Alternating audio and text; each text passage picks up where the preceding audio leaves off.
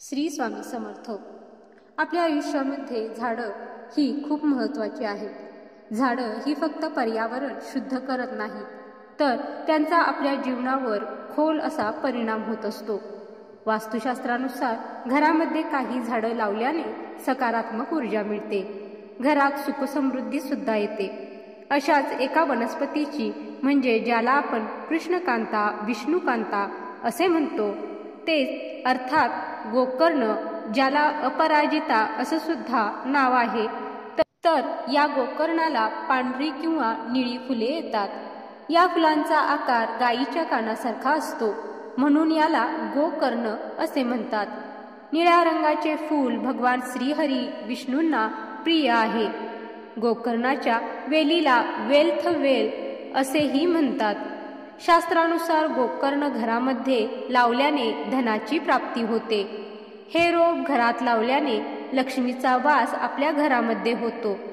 आता इथे पैशाचा अर्थ असा आहे की हे झाड घरामध्ये लावल्याने धनवान होण्यासाठी केलेले कष्ट आपले सफल होतात. निळ्या रंगाची गोकर्णाची वेल जशी वाढली जाते तशी घरात सुखसमृद्धी येते असं मानलं जातं. पैशाशी संबंधित समस्या सुद्धा संपुष्टात येऊ लागतात. किंवा या गोकर्णीच्या वेलीच्या वाढीसोबतच घरामध्ये भरपूर सकारात्मक ऊर्जा सुद्धा वाढते असेही म्हटले जाते. शनिदेवांच्या पूजेमध्ये निळी गोकर्णाची फुलं अर्पण केल्यास शनिदेव प्रसन्न होतात. आता ज्यांच्या कुंडलीमध्ये 7.5 चालू असेल किंवा ज्यांना शनिदोष असेल, त्यांनी शनिदेवांना दर शनिवारी गोकर्णाची निळी फुले अर्पण करावीत. त्यामुळे त्यांना जो काही त्रास होत असेल त्यात नक्कीच आराम पडेल. आता बघूया घराच्या कोणत्या दिशेला ही गोकर्णाची वेल लावायला हवी. घराच्या ईशान्य कोपऱ्यात अर्थात उत्तर आणि पूर्व यांच्यामधील दिशा. या दिशेला निळ्या गोकर्णाच्या वेल लावल्यास त्याचे शुभ परिणाम मिळतात. या दिशेला ईश्वराचा वास असतो. तसेच हे रोप कोणत्या दिवशी लावायला हवे, अर्थातच याला विष्णुप्रिया असं म्हटलं जातं.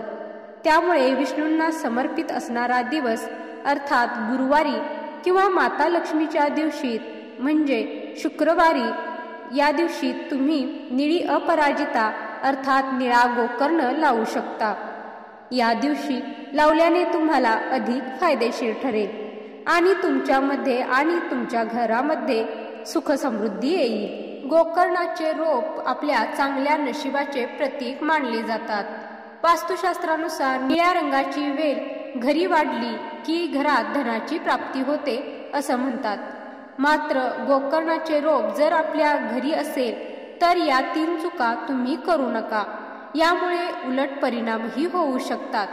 म्हणून गोकर्ण सर्व घरात असेल तर कोणत्या 3 चुका करू नये ते पाहूया. वास्तुशास्त्रानुसार घरात ठेवलेली प्रत्येक वस्तू महत्त्वाची असते.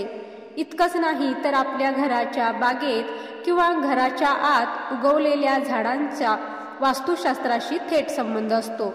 असं मानलं जातं की घरामध्ये काही झाडं लावल्याने आणि त्यांची चांगली वाढ केल्याने घरात सुख शांती येते आणि ही झाडं घरात सकारात्मक ऊर्जा देखील देतात.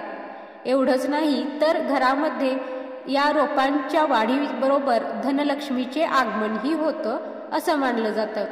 आपल्या घरात जर गोकर्णाचे रोप असेल तर 3 चुका करणं टाळावं. कारण वास्तूमध्ये असे मानले जातं की गोकर्णाचे रोप त्याच्या विशिष्ट ठिकाणी ठेवलं नाही तर त्याचे नकारात्मक परिणामही दिसून येतात, ज्यामुळे आपली झोप खराब होऊ शकते आणि विनाकारण समस्या उद्भवणे यासारख्या गोष्टी घडू शकतात. यातील पहिली चूक जी अनेक जण करतात ती म्हणजे निळ्या रंगाची गोकर्णाची वेल सुंदर दिसते म्हणून ती घराच्या बेडरूम जवळ किंवा बेडरूम मध्ये लावतात. वास्तूनुसार हे चुकीचं म्हटलं जातं. तुम्ही सुद्धा गोकर्णाचे रोप आपल्या घराच्या बेडरूम जवळ किंवा बेडरूम मध्ये ठेवत असाल तर त्याचे स्थान लगेच बदलावं.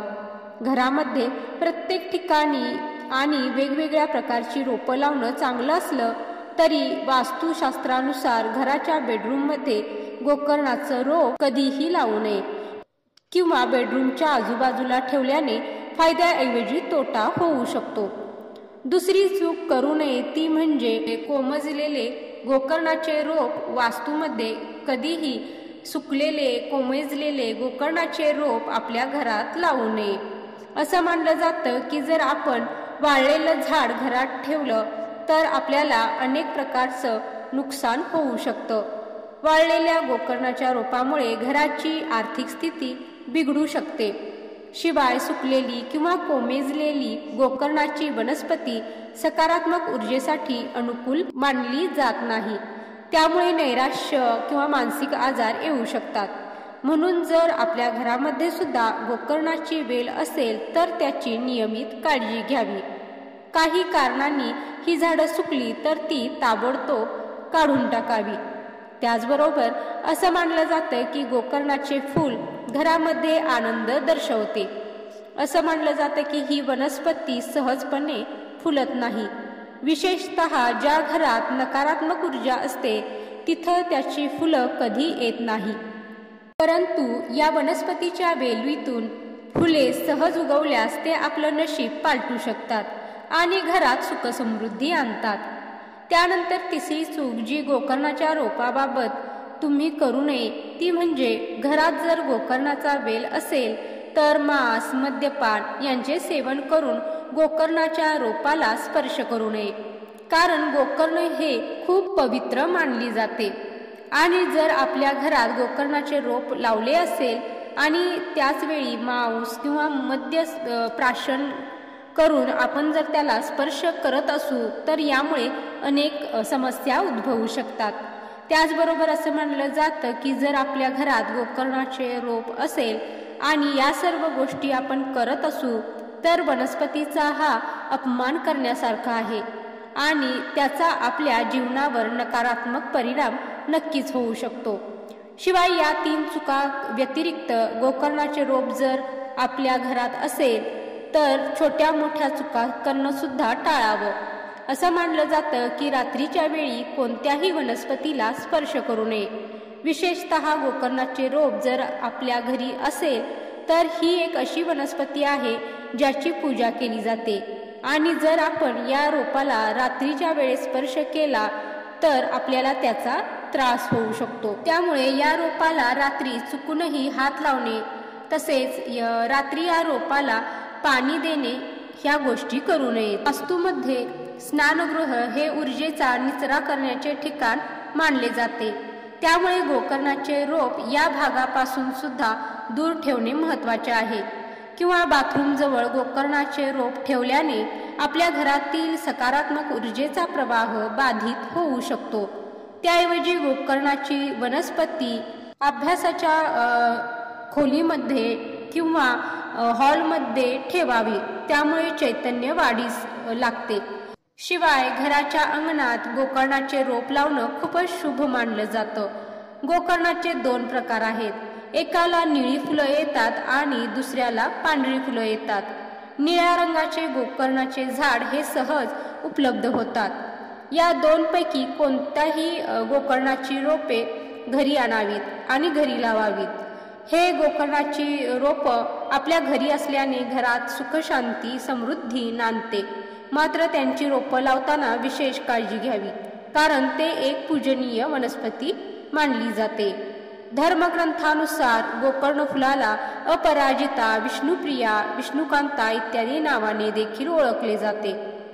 गोकर्ण धनाची देवी लक्ष्मीशी संबंधित आहे, त्यामुळे गोकर्ण घरात लावल्याने आर्थिक समृद्धी वाढते। घरातील सदस्यांचे मन स्थिर राहतं असंही मानलं जातं, त्यामुळे सर्व कामे व्यवस्थित होतात। गोकर्ण ही एक अतिशय मोहक वनस्पती मानली जाते, त्यामुळे ती तुम्ही योग्य दिशेला आणि योग्य ठिकाणी लावली नाही तर त्याचे तोटे होऊ शकतात, जीवनात नकारात्मक परिणामही होऊ शकतात। त्यामुळे आपल्या घरात गोकर्णाचे रोप लावण्यापूर्वी वास्तुशास्त्राचा काळजीपूर्वक विचार करणे देखील आवश्यक आहे। तर मित्रांनो, तुम्हाला ही माहिती कशी वाटली ते कमेंटमध्ये नक्की सांगा आणि व्हिडिओ आवडला असेल तर व्हिडिओला लाईक करा। तसेच कमेंटमध्ये जय श्री स्वामी समर्थ लिहायलाही विसरू नका। आणि तुमच्या घरात जर गोकर्णाचा वेल असेल तर तो योग्य दिशेने ठेवा. जय श्री स्वामी समर्थ.